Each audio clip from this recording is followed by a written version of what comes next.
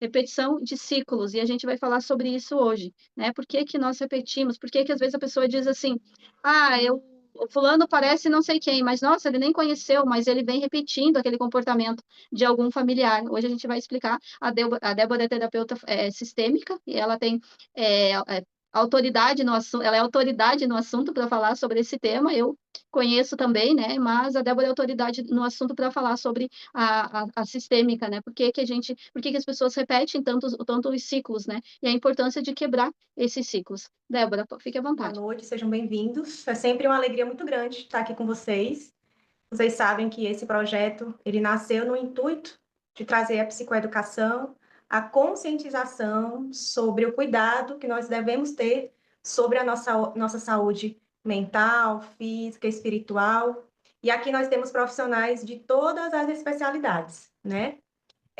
As pessoas elas nos procuram para ter uma ajuda emocional, mas sempre quando a gente investiga, que começa o tratamento terapêutico, a gente vê que o problema ele vem lá de trás, das nossas raízes, né?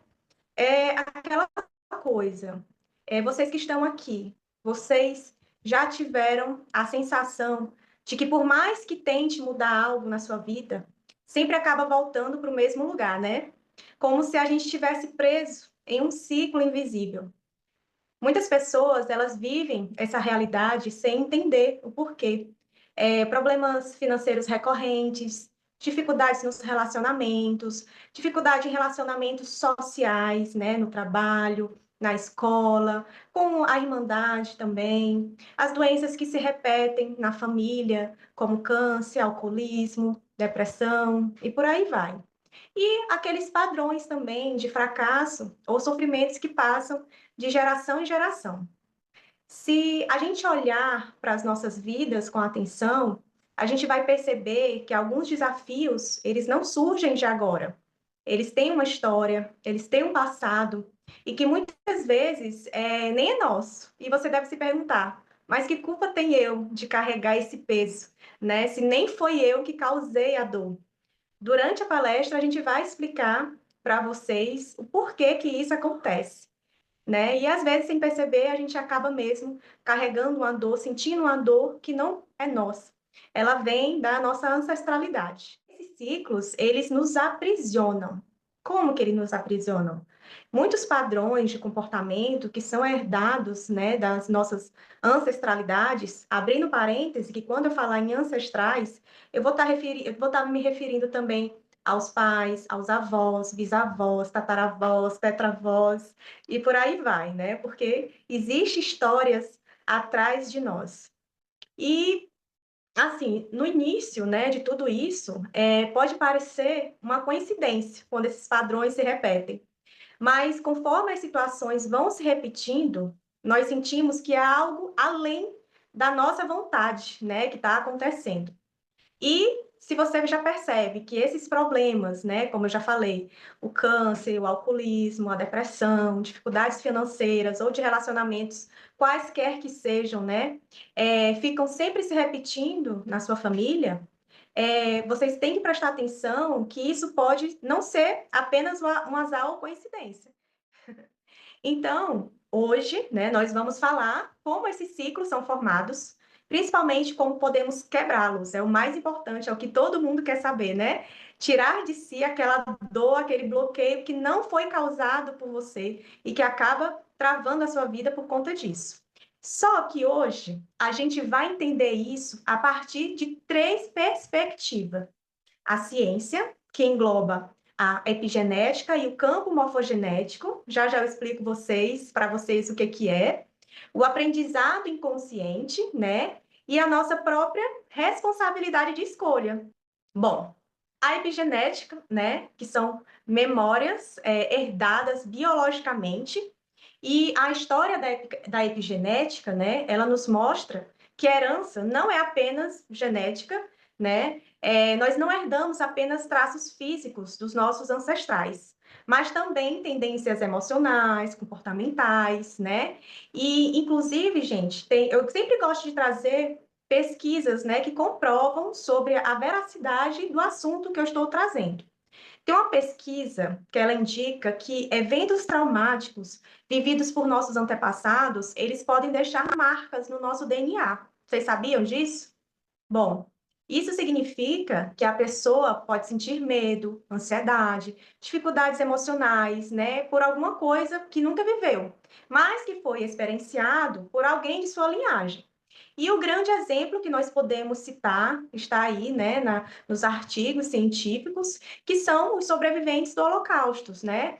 E uma pesquisa que foi feita por partes, né, por grande parte dos sobreviventes, eles mostraram que os seus filhos e netos, bisnetos, tinham até 3 gerações, tá, gente?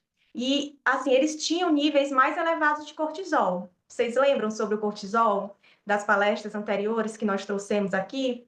Que é o hormônio do estresse, né? E, assim, imagina só, eles têm um nível elevado de cortisol, mesmo sem ter passado por nenhum trauma diretamente. Quem viveu o trauma foram seus ancestrais que, infelizmente, foram, né, viveram o Holocausto que todo mundo conhece. E também, outro exemplo que eu vou dar para quem está esperando o bebezinho, fique atenta nesse exemplo, tá bom? Porque já tem vários estudos científicos também, artigos, pesquisas, que comprovam, né, que crianças cujas mães, elas passaram por altos níveis de estresse durante a gravidez, demonstram, né, maior sensibilidade ao medo, à ansiedade, e por aí vai. Eu vou citar um exemplo pessoal meu para vocês verem o quanto que isso é delicado. Eu tenho medo de escuro, muito medo de escuro, sabe? De aumentar também o meu nível de cortisol. E os meus 2 filhos, mesmo eu incentivando eles que no escuro não tem nada, eles herdaram esse medo de mim. E qual é o meu papel? Qual é a minha função em fazer com que esse trauma não vá para a minha descendência, né, para os meus netos? É iniciar o trabalho agora, conscientizar eles, né, que o escuro não tem nada. Às vezes eu faço uma atividade terapêutica que é a gente se expor àquilo que a gente tem medo. Então, eu desligo todas as luzes e a gente fica brincando de aonde está cada lugar, né? Ficar apontando. A cômoda está aqui, a cama está aqui. Então, a gente utiliza o escuro como uma ferramenta de brincadeira para que as células dele sejam reprogramadas, o DNA dele seja reprogramado, para que os meus descendentes não venham com esse medo também. Então, assim, a gente vai trabalhando, a gente vai alinhando, né? Olhando para os nossos traumas, para que isso não perdure, né, pela nossa descendência. Então, assim, gente, se você percebe, né, que esses padrões na sua vida, que parecem estar além do seu controle, né, porque tem coisas que acontecem na nossa vida que a gente não sabe por onde começar, a gente não sabe como resolver aquilo, né? E isso é um sinal de que a gente pode estar carregando algo herdado dos nossos antepassados. Calma, que daqui a pouco eu vou explicar para vocês como que a gente faz para que isso não aconteça mais com a gente, tá bom? Agora nós vamos falar, né, do campo morfogenético. O que é isso, né? Morfo já está dizendo que é algo sem forma. E o genético, que é o que vem da nossa genética. E o que isso influencia os nossos traumas e os nossos bloqueios, né? Aquilo que trava a nossa vida. Gente, a influência, né, do campo morfogenético dos nossos sistemas, a explicação para isso, os ciclos repetitivos, está no conceito dele, né? Esse termo, ele é estudado pelo biólogo Rupert Sheldrake. Ele se refere a campos invisíveis de informação que organizam padrões dentro do nosso sistema familiar, tá? E isso significa que cada família, cada grupo social ou cultura, ela possui um campo que carrega informações que influenciam os indivíduos. Eu não vou muito longe, não. Aqui no Nordeste, nós temos uma cultura, e isso está ligado ao nosso campo morfogenético, pessoal do Sul, do Sudeste, do Oeste e por aí vai. Na nossa família não é diferente, né? Tem famílias que falam mais alto, tem famílias, se vocês observarem, que tem a tendência de ser a maioria médicos, tem famílias que a tendência é ir para o lado do empreendedorismo, tem outros que não progridem, que não vão, né, para frente. No nosso meio, a família inteira serve a Deus. está dentro do nosso campo morfogenético. É algo que está ali na nossa energia, né? É que a gente aprende isso também. Então, assim, outro exemplo que eu vou dar, em um grupo familiar, né, onde há histórico de falência financeira também, esse padrão, ele pode continuar influenciando os descendentes. Vocês querem que isso aconteça? Não, né? Então, a gente precisa modificar isso. E, assim, outro exemplo também que eu vou dar, né, em relação a casamento. Casos de abandono, traição, separação. Esse padrão, ele é repetido nas gerações seguintes. É por isso que é importante, né, quando um moço e uma moça estão namorando, com o intuito de casar, você observar como que é a família dele ou dela. Se existe caso de separação, de adultério, como que é, porque independente do que estiver, vai estar nela também, ou nele também, né? Por isso que a gente precisa observar bem e saber qual é a linhagem da pessoa da qual a gente vai casar. Se é bom filho, se é boa filha, como é que é a relação com os irmãos, né? Isso influencia também. Então, essa observação vai nos poupar de muitas dores de cabeça e sofrimento lá na frente, tá? E assim, esse campo morfogenético, né, ele mantém a coerência do nosso sistema, e o que significa que se algo foi vivido e nunca resolvido dentro de um grupo, a tendência é que alguém nas gerações futuras vá se repetir. E agora vamos falar do aprendizado inconsciente. Como que nós absorvemos comportamentos sem perceber? Isso acontece muito quando nós somos moços e moças, né? Que começam as influências externas também. Quando a gente é criança, a influência da nossa casa, ela prevalece. Quando a gente vai se tornando adolescente, a influência externa começa a interferir na sua vida. Por isso que a mamãe e o papai sempre tem que prestar atenção nas amizades dos filhos, porque isso também tem força, tá, na nossa vida. E assim, além das influências, né, biológicas e energéticas, existe esse fator do aprendizado inconsciente, né? Desde que a gente nasce, nós absorvemos comportamentos, crenças, formas de lidar com a vida, né? E ao observar aqueles que vieram antes de nós, as crianças, elas aprendem tudo que é feito ali na casa. Então, se ela vive em uma casa, no lar de pais, ela vai entender que família é algo sagrado, que quando ela casar, ela vai respeitar, vai honrar seu esposo, né? Ela vai ser uma boa matriarca, o homem vai ser um bom patriarca. Agora, se ela cresce em um ambiente com caos, briga, traição, dificuldade financeira, o que é que ela vai aprender? Que casamento é ruim, que não quer casar para não ser infeliz como a mãe ou o pai foi. Ela cresceu em um lar que existia escassez de dinheiro e ouvia dos pais que tinha que trabalhar muito para ser próspero, o que é que ela vai entender? Que o dinheiro só se conquista com muita luta, com muito suor. E tem outra coisa também que é nos dito, né, em relação a essa questão financeira, que o dinheiro é sujo, que toda pessoa rica é corrupta. Então, ela vai ver o dinheiro como negativo. Então, o meio em que ela é inserida ali no presente vai influenciar muito. Então, nós somos passado, que é a história dos nossos ancestrais, presente, que é o momento atual que nós vivemos, que tem interferência, as pessoas do nosso meio social interferem na nossa vida, do meio religioso, ali do contexto familiar presente, tudo vai ter interferência na nossa vida. É louvável quando nós despertamos para essas coisas, né? Muito louvável e muito gratificante quando a gente desperta e quando a gente percebe que isso não está legal, que esse tipo de comportamento, esse padrão que vem se repetindo na nossa família, não é coerente com a vida que você quer ter. É aí que entra a terapia sistêmica. É aí que nós, terapeutas sistêmicas, ajudamos ao cliente, aquela pessoa, a olhar para a vida em um contexto geral.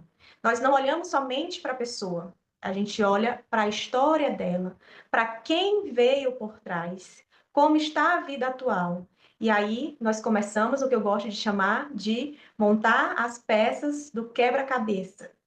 Muitas pessoas, elas chegam, né, no meu consultório, reclamando de dores e de vazios que elas não conseguem explicar.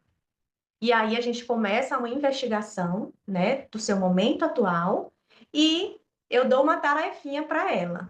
Investigar, né, fazer uma investigação sobre a vida dos seus pais, dos seus avós. Quanto mais gerações ela fizer essa pesquisa, melhor para o processo terapêutico. Então, a gente vai conseguir unir as peças do quebra-cabeça, ajudar ela a olhar para a dor, né, resolucionar aquele problema que muitas vezes não é dela e deixar para os seus ancestrais o que é deles e receber o que é dela por direito, que é a sua própria vida sem carregar o peso de ninguém. Como que a gente vai fazer, né, para quebrar esses ciclos repetitivos? Gente, o que que acontece? Às vezes a pessoa ela tem muita inteligência, ela tem muita vontade de progredir, ela consegue organizar a vida de todo mundo, mas ela não consegue organizar a vida dela mesma. Ela sim, ela sente que algo trava ela. O que que ela deve fazer para quebrar esse ciclo? Então, assim, a gente precisa, como eu falei, olhar para a dor, né? E essa mudança, ela não acontece sozinha. Ela exige consciência e ação. E nós temos alguns passos que é preciso fazer, né, para que a gente possa quebrar esse ciclo. Lembrando que toda quebra de ciclo, ela é padronizada para cada pessoa, mas nós temos a teoria, nós aplicamos a técnica, mas algumas coisas são bem padronizadas, tá?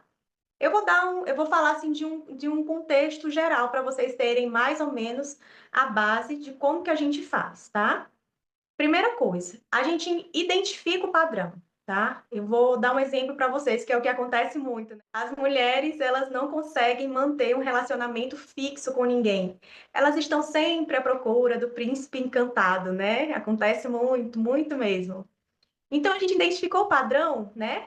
E o primeiro passo para mudar qualquer coisa na vida é reconhecer. Então, ela reconhece que ela não consegue manter um relacionamento fixo, por mais que esse cara seja legal, ela também bonita, legal, inteligente, mas o relacionamento não vai para frente, né? Quais são as dificuldades, né, que se repetem na história dela?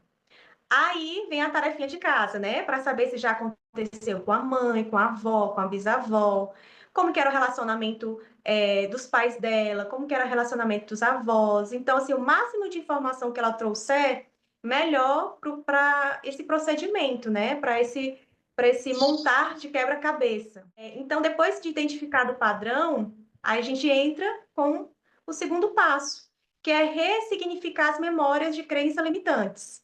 Como que a gente faz isso, né? É uma forma de meditação, nós utilizamos as frases sistêmicas. Vocês sabem que tudo que a gente fala tem uma vibração, tem uma frequência, então a gente ressignifica a história, a gente conscientiza ela que aquela história não é dela, né? Depois, em uma outra oportunidade, nós vamos falar sobre essa questão do pertencimento familiar, que isso é um desequilíbrio também, tá? Que na vida sistêmica nós temos as três ordens do amor, que nós chamamos, que é o pertencimento, a hierarquia e o equilíbrio de dar e receber. Nesse caso, ela está em desequilíbrio nas três ordens do amor, que nós chamamos, né? Mas não é o amor de paixão, não, tá? É o amor de sentimento da vida, da família, é a frequência do amor. Depois que a gente faz esse exercício de ressignificação, a gente entra com outro exercício, que é escolher novos hábitos, comportamentos, né, consciência, para que essa mudança aconteça. Então, assim, para interromper um ciclo, é preciso agir diferente, não é verdade? Então, depois que ela se conscientizou, depois que ela identificou, que ela se conscientizou, né, que ela ressignificou, então algumas ações precisam ser modificadas também. Então, rever o comportamento dela, rever o pensamento, se desfazer de alguns traumas que podem vir de infância. Nesse caso, se o casamento dos pais não foram bons, a sensação de que ela tem de relacionamento é de caos.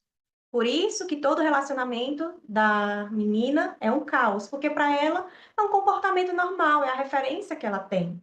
Só que lá no íntimo dela, ela sabe que aquilo não é correto, que o relacionamento ele não pode ser assim. E aí ela entra com a busca, né, de ressignificar, de olhar para a dor, de criar novos hábitos. E o quarto passo é buscar apoio. Além do apoio terapêutico, né, que ela precisa fazer as terapias, ela precisa buscar o apoio familiar. Por que que o apoio familiar é importante? Porque ela precisa olhar para o pai e para a mãe com amor. Quando você olha para o pai e para a mãe, você está olhando para a sua história. Você está honrando a vida. Você vai estar é como uma forma de gratidão a Deus pelas pessoas que te colocaram no mundo. Se algumas pessoas tiverem problemas com os pais, se forem adotados, né, ou se sofrer algum tipo de abuso dos pais, e existe um bloqueio do perdão, né, para que esse quarto passo seja dado com sucesso, a gente vai por um outro caminho. Para que não é tipo assim, a gente não vai falar assim, ah, você tem que amar o seu pai e sua mãe. Como que uma menina, vou dar um exemplo, vai amar um pai que muitas vezes foi seu abusador? É difícil, né, gente? É um assunto delicado. Mas a gente orienta assim, de olhar para o ser humano que foi escolhido por Deus para colocá-la no mundo. E isso não acontece, gente, do dia para a noite. Isso é um processo gradual e nós respeitamos o tempo da paciente, tá bom? Mas sempre enfatizando de que ela nasceu de dois seres humanos, escolhidos por Deus, né? Então, nós que somos cristãos, a gente sempre orienta, né, nesse contexto. Nós sabemos que é um assunto delicado, mas nós sabemos, como terapeuta sistêmica, que é importante esse olhar para o pai e para a mãe, tá bom? A gente sabe, né? Eu sempre falo que todo assunto é um assunto vasto, são muitas coisas que precisam ser faladas, mas a gente sempre traz aqui para vocês um resumo do que é, tá? E assim, a nossa conclusão, né?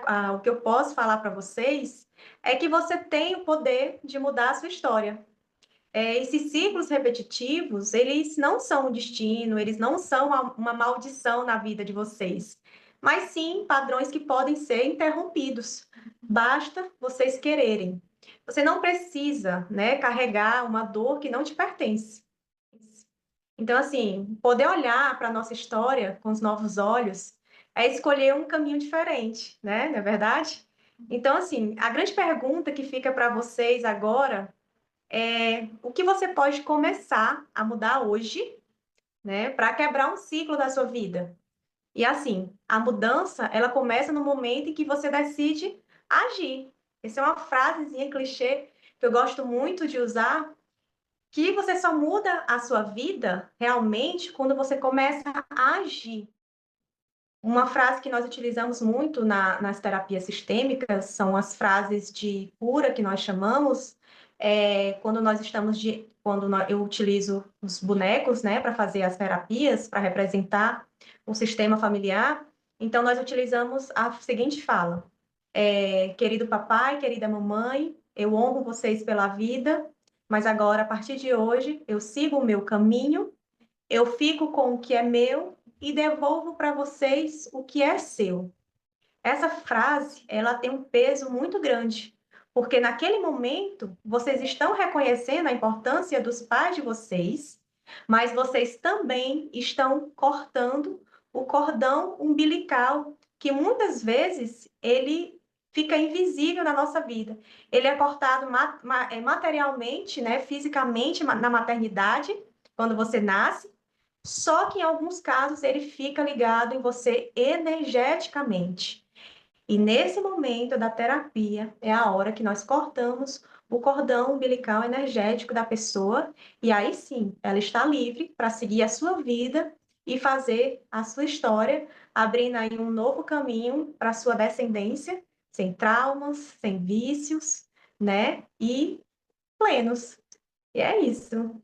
Se vocês tiverem alguma pergunta para fazer, podem fazer também. Temos a irmã Verli também, que ainda vai falar, mas é sempre muito gratificante estar aqui com vocês. E, como eu sempre falo, né? Temos quantas pessoas na sala? Temos 17. Se a sementinha ficar no coração de um aqui hoje, eu já tenho cumprido a minha missão. Mas eu espero trazer mais temas com esse assunto, porque é algo muito recorrente, principalmente no nosso meio, né? Existem muitos traumas, muitos bloqueios de pensamentos que nos limitam pela forma que nos foi ensinado, né? Mas é isso. Muito obrigada, Deus abençoe. Irmã Verli, sua vez agora. Você está Acho que a aí? gente tô aqui, acho que a gente tem perguntas, né? Vamos responder. Marlene, Vamos. acho que é para ti. Esse sistema que usou bonecos é o método da constelação? Sim, esse é o método da constelação familiar. Existem muitas dúvidas, né, sobre a constelação familiar sistêmica, muitos mitos que são falados em respeito a ela. Eu quero, se vocês me deram a oportunidade de explicar um pouco, e defender também, né? Não é misticismo, não é adivinhação, nós não prevemos o futuro, isso só pertence a Deus. A constelação familiar, ela é uma abordagem terapêutica, ela é uma ferramenta de autoconhecimento que nos proporciona visualizar o campo de uma maneira organizada. Sabe quando você está ensinando seu filho a matemática, a contar, que ele utiliza os dedos, né? 5 mais 4, ele vai contando? Para ele, naquele momento, a visualização é a melhor metodologia, né? E a constelação familiar, utilizando bonecos ou pessoas, é praticamente a mesma coisa. Quando você visualiza a sua família ali, você consegue ter uma noção de algumas coisas. E aí, as pessoas elas sempre me perguntam, Débora, mas o que é isso que a gente sente? Às vezes eu sinto raiva, às vezes eu choro. Existe o sentimento que acontece ali naquele momento. O que acontece naquele momento é por causa do campo morfogenético. Eu falei dele há pouco tempo, né? Tudo está ligado. Por que que o nome é constelação familiar? Vocês já olharam para o céu e viram a perfeição que é? Tá tudo conectado. E na nossa família é a mesma coisa. Tá tudo conectado, as histórias, né, os traumas, DNA, genética. Existe essa conexão. E na constelação, o campo morfogenético, ele vai te mostrar isso. Ele vai te fazer sentir a energia que tem dentro da sua família, tá bom? Mas não adianta. Eu sempre falo, gente, a constelação, ela não muda a pessoa na primeira sessão. Você tem a sua personalidade, você tem o seu comportamento. Não vai esperando que a constelação vai ser como uma varinha mágica e vai transformar a sua vida de um dia para a noite. Não existe isso, né? É gradual. Como que você melhora? Praticando. Como que você evolui? Praticando e principalmente estudando. O autoconhecimento, a melhoria faz parte do autoconhecimento. E para o autoconhecimento, você precisa estudar. Se você não estudar sobre comportamento humano, sobre a fisiologia, neurologia, psicologia, nada disso vai adiantar. Então, são várias coisas em uma só para que você possa melhorar o psicológico. Outra coisa também muito importante a ser falado. A constelação familiar, ela não substitui a terapia, tá? Ela é uma ferramenta terapêutica. Então, a constelação ela é feita em uma sessão. Naquela sessão vão ser mostradas várias coisas, tá bom? Depois disso, você precisa continuar com acompanhamento terapêutico, porque não adianta, não vai adiantar. Imagina, se você tiver 40 anos, são seus 40 anos de história, mas tantos anos atrás da sua ancestralidade. Vocês acham que uma sessão de constelação vai resolver isso? Não vai, gente. É a constelação como ferramenta terapêutica e a terapia como estilo de vida. A terapia ela tem que fazer parte da sua vida, eternamente. Por que que eu falo eternamente? Porque é sempre bom fazer terapia, né, irmã Verli? A terapia tem que ser para sempre, né? Não precisa ser toda semana, né? Depende. Deixa eu ver aqui se tem mais pergunta para a gente não fazer. Faço atividade física, tomo medicação. Bastante. E foi importante, Débora, essa pergunta, né, sobre se é constelação, porque a gente vive envolto de muito misticismo e muito, né, muitas crenças limitantes, e isso também é um comportamento, um padrão de comportamento que se repete há muitos anos. Porque muitas ferramentas que hoje a ciência prova que são científicas eram usadas lá atrás por pessoas que usavam, na verdade, da ciência para dizer que era espiritual, quando na verdade era ciência e não espiritual. Hoje a gente tem que estar quebrando. Nós somos profissionais aí, entre tantos outros, escolhidos para quebrar esses comportamentos e esclarecer as pessoas de que não tem nada a ver com espiritualidade, né? Que como a Débora falou, a constelação ela é uma ferramenta. Como que eu uso, né? A constelação, uma ferramenta. Principalmente adolescente, às vezes chega o adolescente, ele não quer falar, vamos fazer aqui vamos fazer uma constelação, enfim. Aí é uma ferramenta, né? Então, como identificar se o profissional vai usar de misticismo? É só você saber quem é o profissional, né? Pesquisar quem é o profissional que vai te atender, porque a mesma ferramenta ela pode ser usada por várias pessoas. Então, o que vai determinar o uso, né?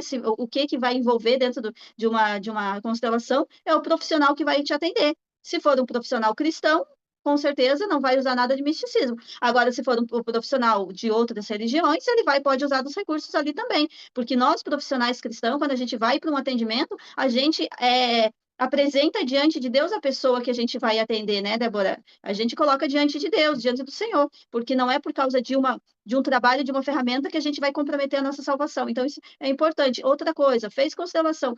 O profissional, ou ele tem que ter outras técnicas terapêuticas, ou ele é um psicólogo, ou ele é um psicanalista, ele é um terapeuta para dar esse acompanhamento. Fuja daquele profissional que vai fazer só a constelação e te diz para voltar dali 20 dias, dali um mês. Não resolve, porque você tem que entrar no processo de autoconhecimento. Como que eu vou identificar? Como que eu identifico se eu estou repetindo padrões de comportamento que veio lá de trás? Quando eu me analiso, quando eu olho para mim e eu vou perceber. Isso já aconteceu comigo, eu tenho certeza que com a Débora e com muitas pessoas aqui, que percebeu o que você está fazendo, o que a tua mãe fez, o que a tua avó fez, o que uma tia fez, o que um tio fez. A gente vai repetindo. E quando você começa a perceber e olhar ao teu redor, você percebe como no meio familiar é muito nítido a repetição de comportamento, né? Que vem lá de trás. Quem nunca viu alguém dizer assim, nossa, esse aí, aqui no sul a gente fala assim, esse aí puxou fulano. Isso aí é o vô todinho, isso aí é o tio todinho, isso aí é a avó. Olha, meu Deus, tanto que eu falava do fulano e esse aí tá igualzinho, né? E principalmente quando é aquela pessoa excluída. Então, a tendência que ele volte em um comportamento de alguém é muito provável que ele venha. Então, por isso que é importante a gente separar a pessoa do familiar. Então, ali como a Débora falou, nos casos de abusos ou maus tratos também, né, de pai e de mãe, você tem que fazer o quê? Você tem que separar quem é a mãe e quem é a pessoa. É assim que a gente vai lidar. Né? Isso não quer dizer que se essa pessoa ainda é viva, você tem que trazer ela para o teu convívio, mas você tem que separar e tem que ser grata a ela por ter tipo, te dado a vida, ser grata por Deus ter escolhido eles para te colocar. Se eles falharam, aí não foi a escolha errada de Deus, por que eu fui nascer dessa pessoa? Então, saber perdoar isso, saber perdoar a tua família, saber perdoar os teus pais, saber separar a pessoa do pai, a pessoa da mãe, do avô, da avó. E uma coisa eu digo que é muito certo: quanto mais você saber honrar os teus ancestrais, a tua família, mais próspero você vai ser. Então, tem um mandamento que diz que honrar pai e mãe, né, é um primeiro mandamento com promessa de benção. E isso é muito claro, isso é comprovado. É só você parar e perceber dentro de um meio familiar, pega uma família grande, você vai perceber que as pessoas que são mais ligadas ao pai e à mãe são as pessoas que conseguem prosperar, é aquela pessoa que tudo que ela coloca a mão vai para frente. Então, como que a gente percebe que alguma coisa está errada? Quando você não prospera, quando a família não vai bem, quando a família começa a desestruturar, a gente percebe que tem alguma coisa, tem alguma parte desse ciclo que está aberto, e quando um ciclo se abre, é uma porta, né? É uma porta que está aberta e ali pode entrar muitas coisas, né? Pode entrar diversas, a gente não vai entrar na questão espiritual, mas enfim, então tem que notar, então buscar análise, buscar terapia, para se conhecer e começar a perceber. Então, eu tenho certeza que a partir de hoje, desse encontro, muitas pessoas vão começar a olhar ao teu redor, vai começar a olhar para a família, e você vai perceber que, às vezes, o que o teu filho está fazendo foi algo que alguém lá atrás já fez, e talvez você não tenha aceitado muito bem isso, ou essa pessoa ela não conseguiu se encontrar e esse ciclo ele está repetindo novamente. Uma coisa que é muito certa, e isso dentro da sistêmica e também dentro da psicanálise a gente estuda e aborda muito, é a questão da filha procurar o homem parecido com o pai e o filho procurar a esposa parecida com a mãe. Né? Esses dias eu falei para uma cliente, ela falou das noras dela, e eu falei para ela o seguinte: você procura nas tuas noras que cada uma delas tem um pouquinho de você. Isso você pode ter certeza. Aí ela parou, começou a pensar, e eu falei: isso é certo, começa a procurar e você vai ver que cada nora vai ter um pouquinho de você. Porque a primeira referência de mulher foi você. E talvez você, a primeira referência foi a sua avó. E a primeira referência da sua avó foi a sua bisavó. E assim por diante. E esse padrão vai se repetindo. Então, se tem algo talvez que você não gosta na tua nora ou no teu genro, pare e preste atenção que tem alguma coisa lá de trás que você vê arrastando. E você talvez seja a pessoa escolhida, se você percebe isso, a pessoa escolhida para romper esse ciclo de repetição. Porque é bíblico, né? Que a benção e a maldição nos acompanharão até a terceira ou quarta geração. Então, cabe a nós pensar o que eu vou deixar para a minha próxima geração.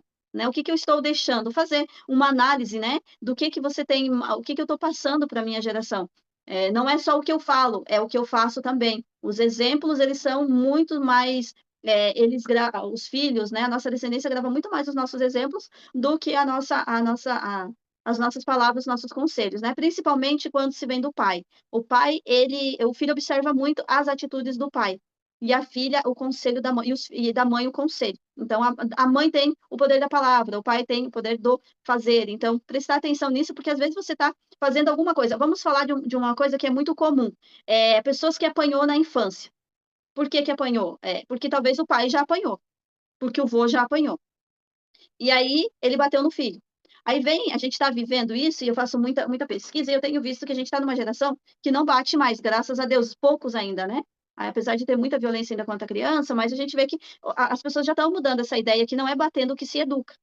Mas tem uma geração que é a minha geração, é a geração que apanhava muito dos pais. E aí decidimos nós que nós não vamos bater nos nossos filhos, porque nós apanhamos e eu não quero isso para os nossos filhos. Né? Aí tem que buscar o equilíbrio dentro disso, porque para os nossos pais bater era forma de educar. E por quê? Porque lá atrás o pai apanhou para educar. E aí vem alguém e diz assim: eu só sou quem sou porque eu apanhei. Não, você é o que é porque você tinha outras qualidades e não foi a violência. A violência não provém de Deus, né? Até aquela parte que fala sobre a vara da correção, não tem nada a ver com vara de espancar, né? Então, assim, vem uma repetição de comportamentos lá de trás, principalmente quando se refere a criança, a filhos. Eu atendi um caso recentemente que a pessoa chegou para mim com questões familiares de filhos e ela me confessou que ela bateu muito nos filhos. Ela era extremamente violenta com os filhos, assim. E ela hoje, né, claro, os filhos, vários problemas psicológicos seríssimos, os filhos, e um com alcoolismo. O pai nunca foi alcoólatra, mas o avô era o filho, então é alcoólatra também. E ela com diversos problemas. E aí, na terceira sessão, ela confessou que ela batia muito, porque ela apanhou muito. Porque a mãe dela apanhava muito. E veio repetindo. E ela apanhou. E agora, o que fazer para quebrar esse ciclo, já que os filhos, uma boa parte já está criado, já está crescido, né? Gente, uma coisa que nós pais temos que fazer é aprender a pedir perdão para os nossos filhos também. A palavra liberta.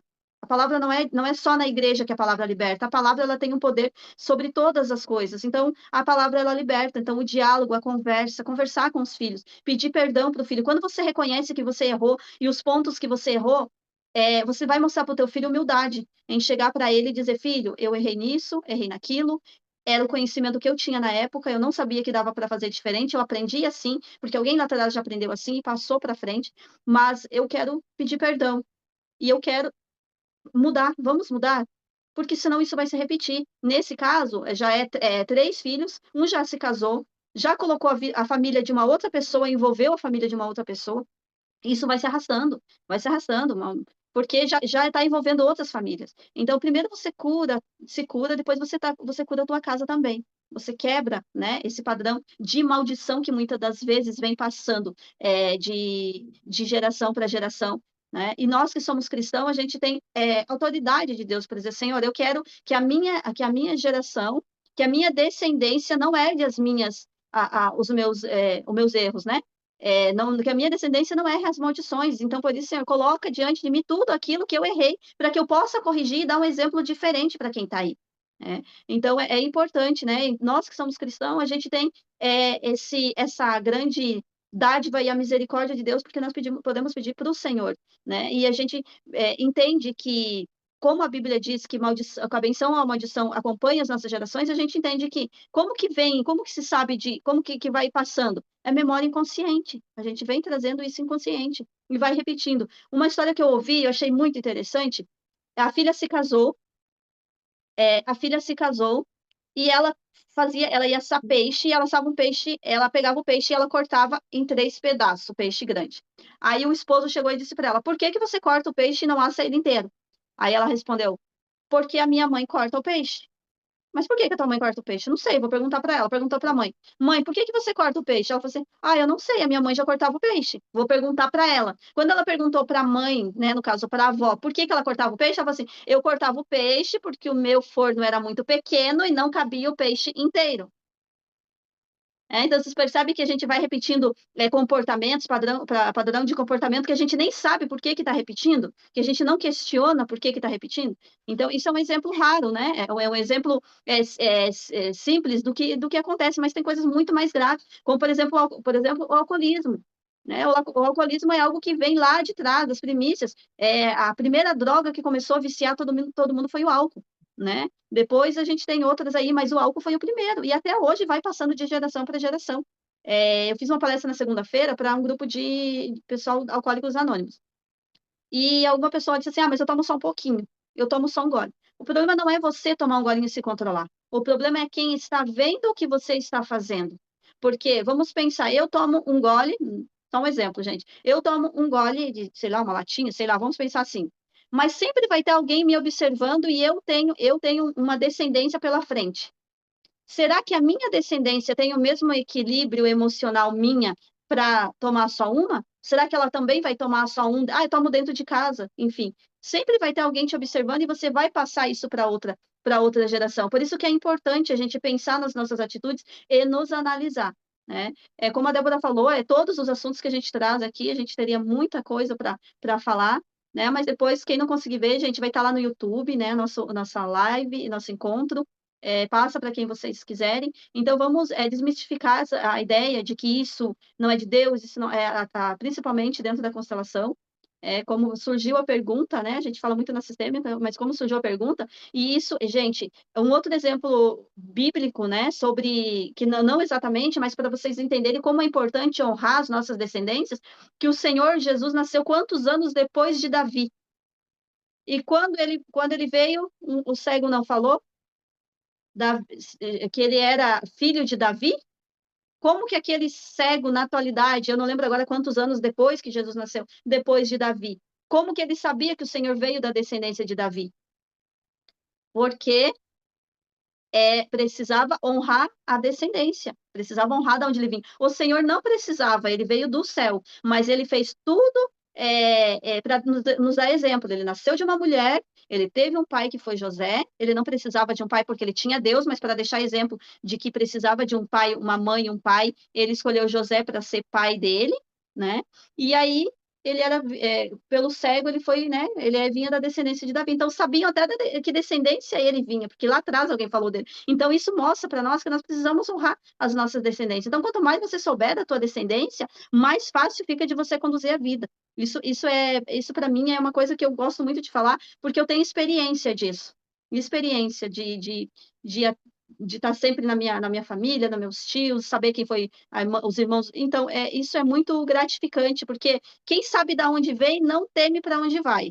Eu uso sempre essa frase, né? Então, saber da onde que eu venho, saber se eu não estou repetindo, mas a minha família. O que é muito comum também nas famílias é divórcio, né? Se uma família é divorciada, tem muitas pessoas divorciadas, a tendência, como você falou ali no começo, é de que também a geração presente e futura, elas também venham com isso. E as pessoas que são, vamos dizer assim, escolhidas para quebrar esse ciclo, né, são as pessoas que talvez mais sofrem. São as pessoas que, às vezes, elas não são bem vistas, né, eu digo assim, no meio familiar, quando todo mundo faz a mesma coisa, você vai ter que fazer diferente. Então, para você vai custar um pouquinho mais caro, mas vale a pena o preço, porque você não vai deixar que a tua descendência, a tua geração futura, ela venha sofrer por aquilo que você já sofreu também. Então, nós temos esse poder de não passar, não deixar que as nossas gerações cometam os mesmos. Eles vão cometer outros erros e é normal, mas não aqueles erros graves que nós cometemos lá atrás, né? E que Deus também não se agrada, né? Acho que seria isso, Débora.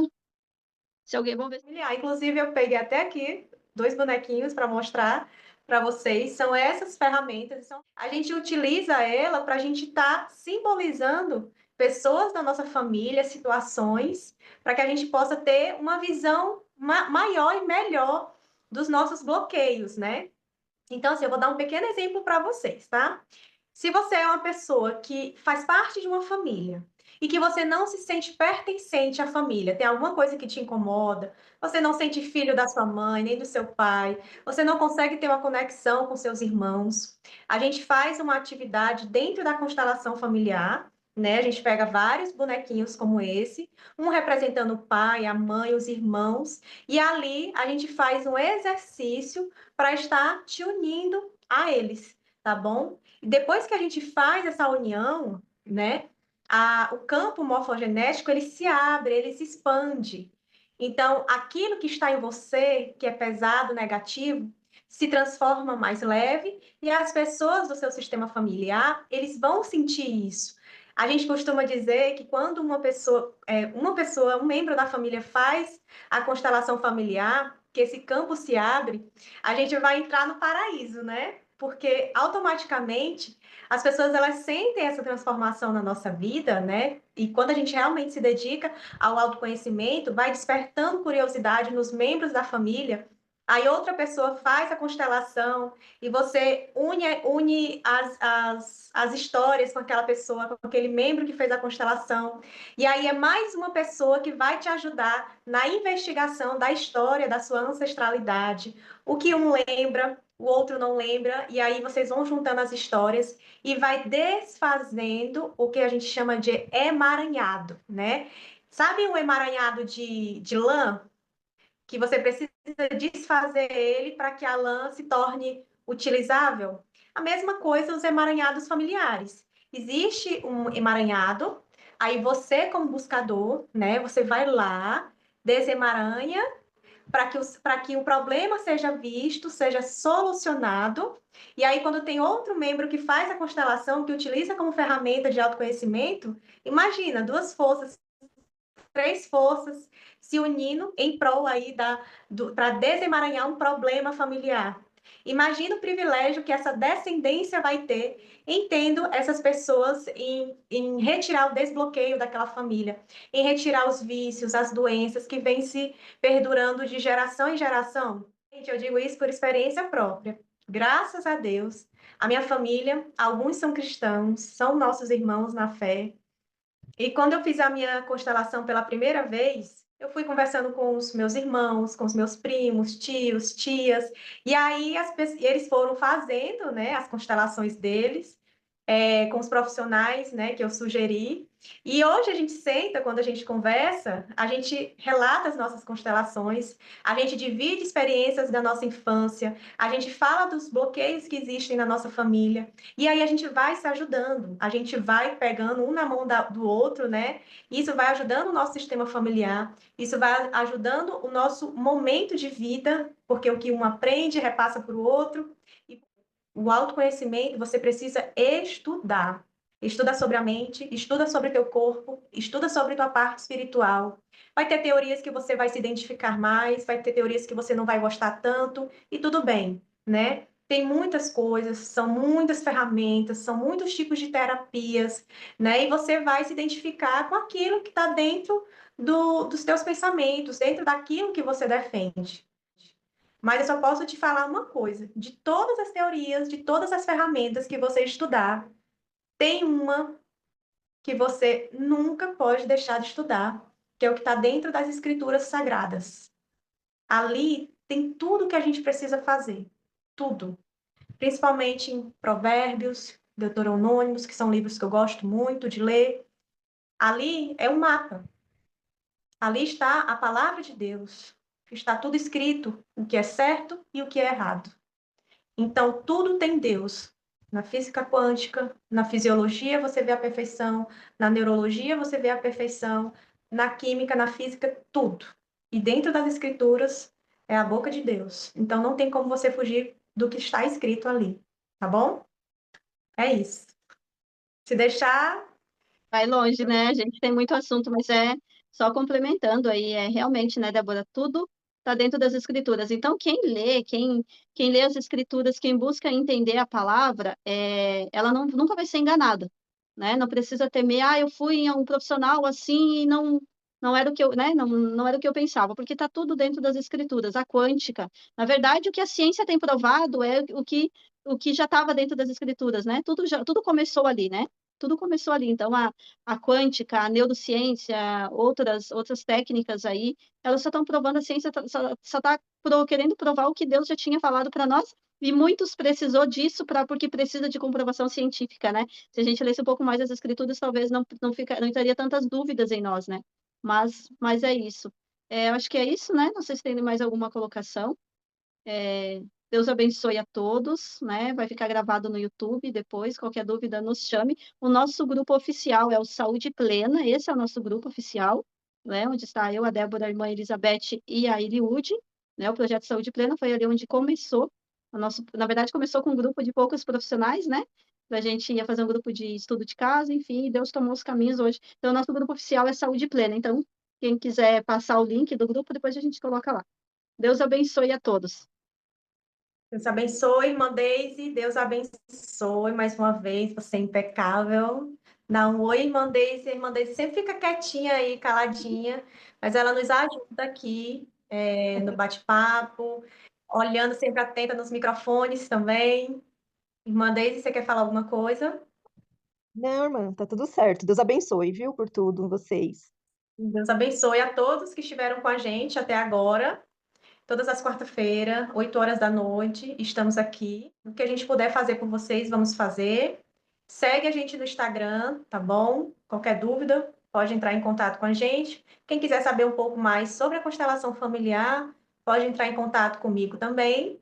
Quando vocês entrarem no meu Instagram, não vai ter muita coisa, porque ele foi hackeado, né? E apagaram as publicações profissionais que tinham. E é isso, gente. Mais uma vez, queria agradecer. Deus abençoe a todos.